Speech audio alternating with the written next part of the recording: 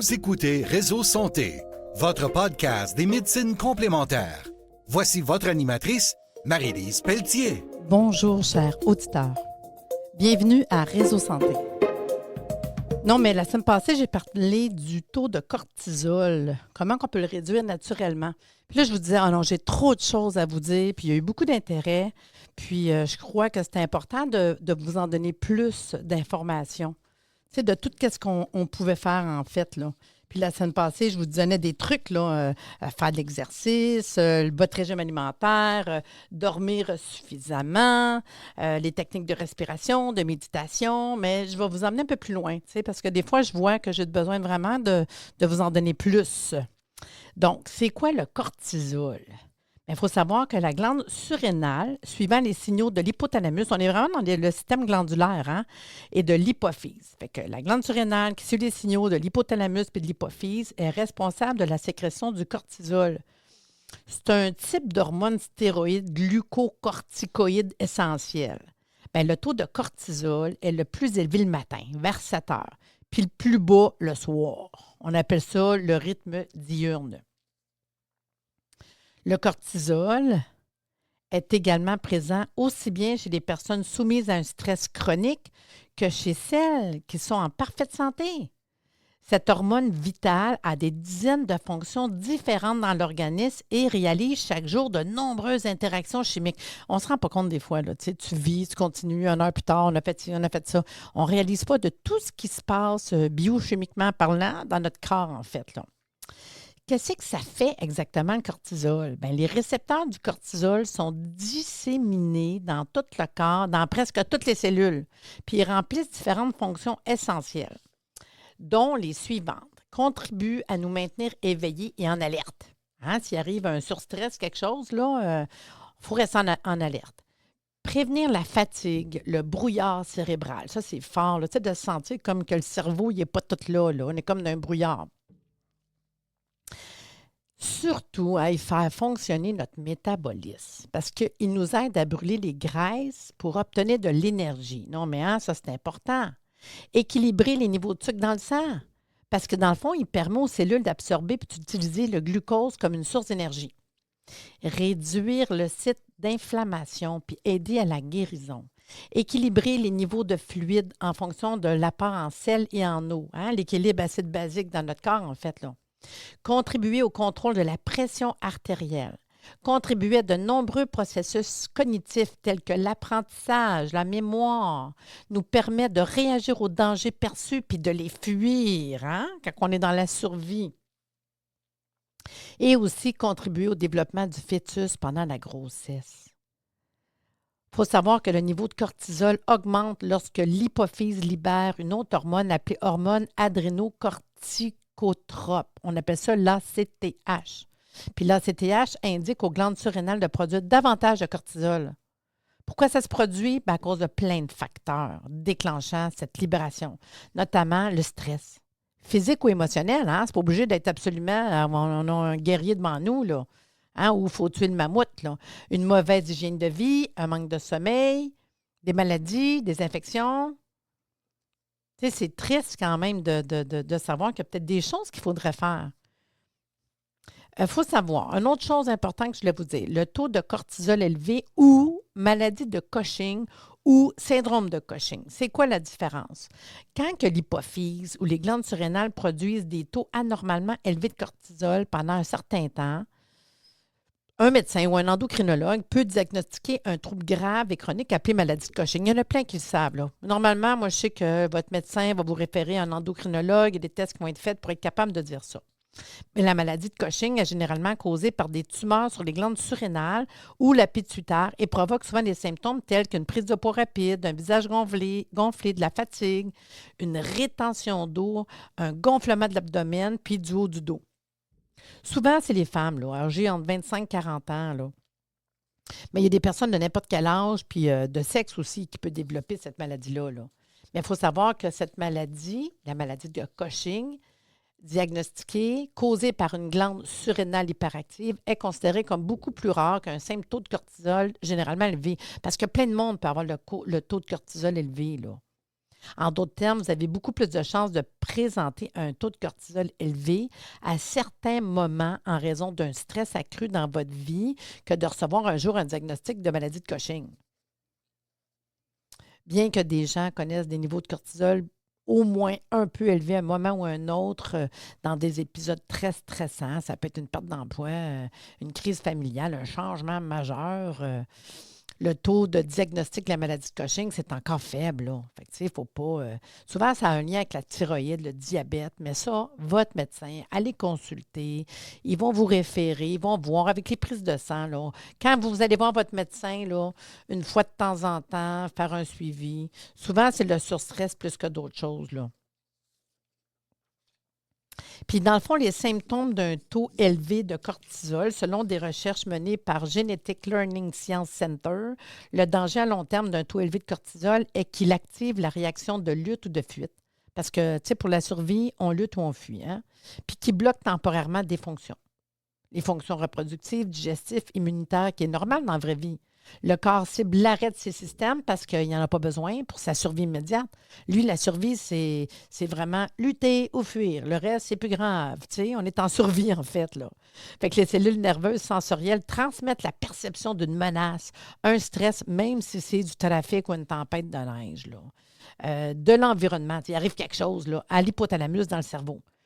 Là, l'hypothalamus, il va signaler à l'hypophyse et aux glandes surrénales primaires de produire davantage de cortisol pour la survie. Si ce cycle se prolonge trop longtemps, une personne devient plus vulnérable à toutes sortes de maladies, d'infections, de problèmes hormonaux. C'est quoi les indices qui peuvent nous indiquer qu'on vit un taux de cortisol élevé? Bon, la prise de poids, surtout au niveau de l'abdomen, de l'estomac. Ça peut se produire même si on ne change rien de notre régime alimentaire, même si on ne change rien de notre programme d'exercice, on commence à avoir un abdomen plus enflé. Le visage est plus bouffi, plus rouge, les sautes d'humeur, une anxiété accrue, la fatigue, même de se sentir fatigué mais excité, des difficultés à dormir normalement, les règles irrégulières, des problèmes de fertilité. Parce que le stress chronique pousse le côté, on appelle ça le prégnénolone, la progestérone, là, à se transformer en cortisol, qui entre en concurrence avec les précurseurs disponibles pour la synthèse d'autres hormones importantes, comme le DHEA, les estrogènes, les estradiols. On appelle ça l'effet de vol de la progestérone ou prégnénolone. Des niveaux élevés de pression artérielle, l'acné, des changements au niveau de la peau, les taux plus élevés de fractures osseuses, d'ostéoporose, parce que le cortisol peut faire baisser des hormones comme l'estrogène, qui est plus important pour la santé des os, les douleurs musculaires, changement de libido, parce qu'il y a une modification des estrogènes, une baisse de testostérone, une soif excessive, une augmentation de la miction, une plus grande sensibilité aux infections. La réponse au stress peut réduire les fonctions du système immunitaire. Puis, n'oubliez pas que les causes d'un taux de cortisol élevé, là, c'est quoi les conditions sous-jacentes là, qui peuvent contribuer à votre taux de cortisol élevé? Bien, le cortisol a tendance à augmenter lorsque le stress perçu augmente. Donc, tout ce qui déclenche un état d'esprit négatif, l'anxiété, l'inquiétude, la colère, la frustration, ça va contribuer à augmenter le taux de cortisol. La prise de médicaments, les inflammations, le manque de sommeil, une mauvaise alimentation, ça aussi, ça peut provoquer un taux élevé de cortisol en modifiant l'équilibre hormonal, en affectant négativement le système immunitaire. C'est fou, là. Certains médicaments, on ne se rend pas compte, là, que tout ça ensemble peut avoir des symptômes vraiment liés à l'inflammation, un taux de cortisol élevé. C'est fou, là. Puis, tu sais, l'air de rien, là, d'autres facteurs importants contribuent à une production de cortisol plus élevée. Fait que là, c'est sûr que si vous venez me rajouter là, sur tout ce qu'on a appris là, depuis l'émission de la semaine passée pour aujourd'hui, il faut me rajouter la dépression, le surmenage, le surentraînement. Combien de fois je dis au monde, tu t'entraînes combien de fois semaine? Ah, 5, 6, 7 fois semaine. Hey, wow! On s'en va pas tuer le mammouth. Gardez-vous du temps. Parce que pour vrai, trop s'entraîner, c'est pas mieux. Fait qu'un surentraînement, c'est pas bon. Les carences en nutriments, Les dépendances, là, l'alcool, les drogues, un taux d'estrogène supérieur à normal, la malnutrition, les troubles d'alimentation, des problèmes rénaux graves, des maladies du foie, l'hyperthyroïdie, l'obésité. C'est sûr, la grossesse, la pilule contraceptive. Vous avez eu une intervention chirurgicale récente, une maladie, une blessure, une infection. Tout ça, c'est sûr, ça peut vous donner des problèmes inflammatoires qui vont faire juste augmenter votre taux de cortisol. Tu sais, c'est l'air de rien. C'est là qu'on voit que ça vaut la peine de faire attention à tout ça dans notre vie. Tu sais, quand je dis des fois, juste rééducation alimentaire, rééducation dans votre vie en général, prendre le temps, s'arrêter, bien dormir. Moi, je vous dis, je me mets des temps dans mon agenda, de dire, hey, wow, on prend un break.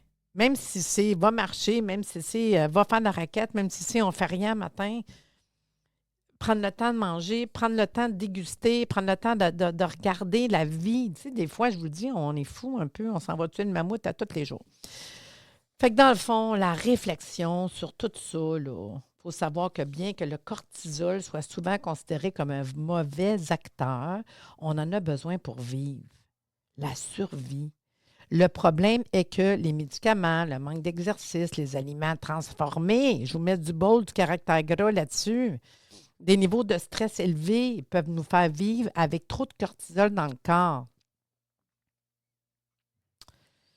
Tu sais, l'air de rien, là, quoi qu'il en soit, tu sais, on peut probablement tout recourir à des techniques naturelles de réduction de cortisol. Tu sais, je vais vous dire, là, rapide, là, pour ceux qui connaissent ou ceux qui veulent apprendre, la pleine conscience, l'exercice physique, une alimentation riche en légumes frais, en protéines propres et en fruits. Pour maîtriser votre taux de cortisol, n'oubliez pas, je vous dis les petits trucs là, en terminant là-dessus, là. Des petites mesures qu'on peut prendre pour gérer votre taux de cortisol. Adopter un régime alimentaire complet, anti-inflammatoire. Réduisez et gérez le stress. Faites régulièrement de l'exercice. Utilisez les herbes adaptogènes, les superaliments. J'en ai parlé la semaine passée des huiles essentielles pour favoriser la relaxation. Dormez suffisamment. Vous avez beaucoup plus de chances de souffrir d'un taux élevé de cortisol à certains moments de votre vie en raison d'un stress accru que de recevoir un diagnostic de maladie, là. Tu sais, il ne faut pas... Tu sais, c'est important, là. Comme j'ai dit tantôt, là, si vous avez une prise de poids rapide, un visage gonflé, de la fatigue, de la rétention d'eau, tu sais, puis n'oubliez pas de consulter si on a des doutes dans notre santé. Tu sais, c'est plate des fois d'attendre la dernière minute, là.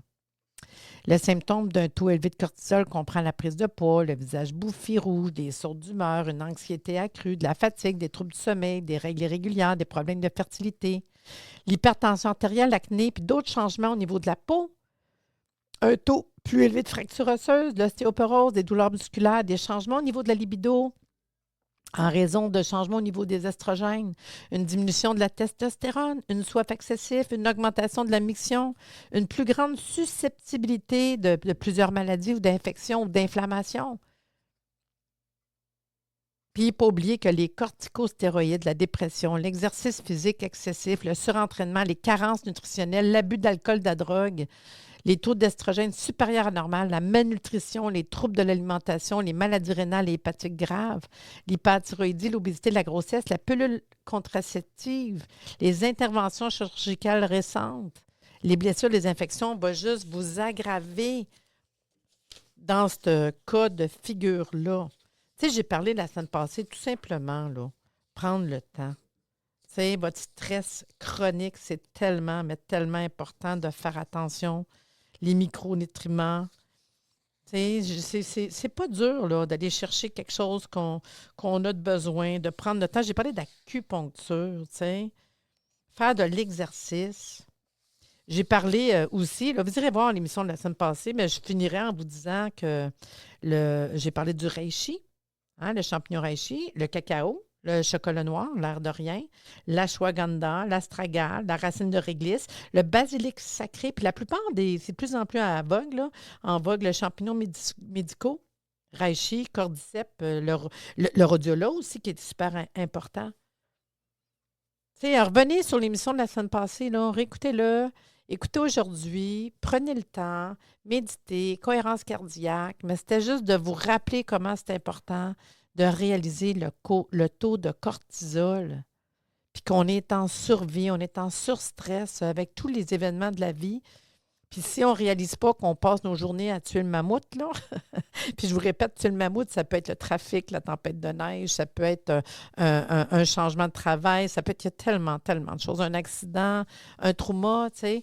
Fait que prenez le temps, de vivre, de survivre et de prendre le temps de regarder ce qu'on peut faire pour améliorer un tant soit peu des petites choses de la vie qui peuvent vous aider à passer au travers le surstress et d'améliorer votre niveau de taux de cortisol. Fait que c'est ça. J'espère que ça vous a aidé. J'espère que vous rentrez en conscience de cette information-là. Puis sur ce, je vous dis, à la semaine prochaine. C'était pas trop long, mais juste un petit comeback, tu sais. J'avais 3-4 petites choses à vous dire, là. Merci de nous avoir écoutés. Soyez des nôtres tous les mardis à compter de 9h30 pour des entrevues avec un invité différent qui saura vous plaire. Si vous aimez le podcast, abonnez-vous pour être informé et partagez en grand nombre.